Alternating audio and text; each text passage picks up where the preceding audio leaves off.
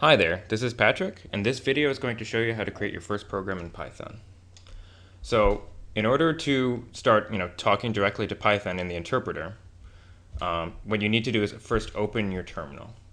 So, on OS X, what you do is go to the top right of your screen, click the Finder, and type terminal. And then you should see terminal come up. Just hit enter or click on it, and then you should be presented with something that looks a lot like this. So what you're going to see is the name of your computer. You're going to see either a $ or a hash, and then you're going to have the prompt that you're going to type into. The first thing we want to do is type Python. Okay. So now what we're looking at is the Python interpreter. And what that means is that you feed sort of lines of code into this, one line at a time, and Python will give you a result.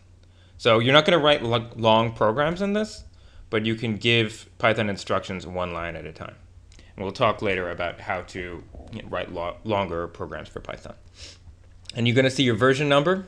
So this is 2015, so you're going to see 2.7 or 3.4 most likely.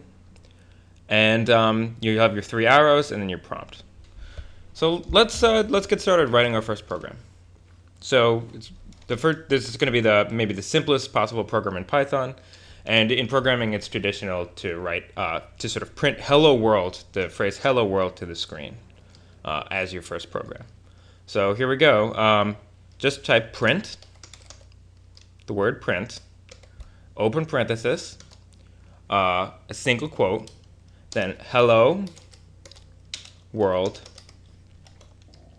another single quote, and then a closed parenthesis. So we have print, hello, open parenthesis, single quote, hello world, second single quote, and then closed parenthesis. Okay, and then hit enter.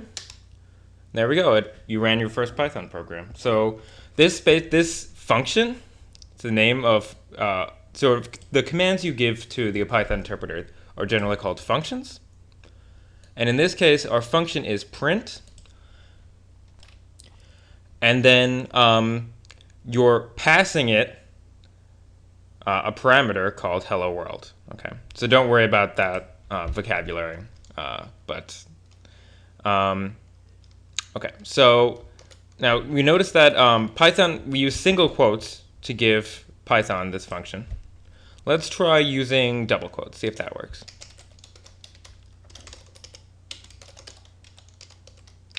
Okay, that also works. So Python accepts both single and double quotes.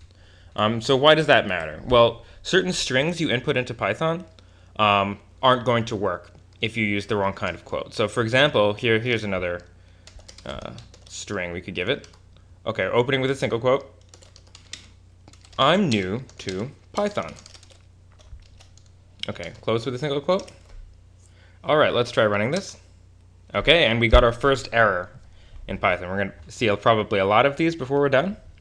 So it's a syntax error, and that means that something about the Python's, you can think of it as Python's grammar is wrong. So, and that's a sort of a very fundamental error. And we're going to see another kind of error soon called a traceback, but that's something a little bit different. All right, and the problem here is that Python expects the string to have ended after the second single quote. So there's a single quote in the middle of our string right here, and Python doesn't expect all the rest of this text. It expects the string to be over. So all of this creates an error. So the way we could solve that is you can just press up to repeat your previous functions in the terminal. We can use a double quote. So double quote, I'm new to Python, and end with a double quote, and that works fine. Okay, so it expects the string to end with a double quote as well as begin with a double quote.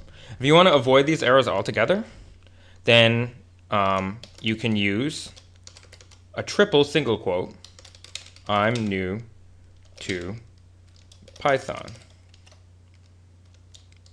Okay, and end with a single quote. End with 3 single quotes. Close, and that's fine. And so that also, the triple single quote has some other properties. So you can use it to create a multi-line string. Print 1, 2, 3. Mary had a little lamb. Its fleece was white as snow.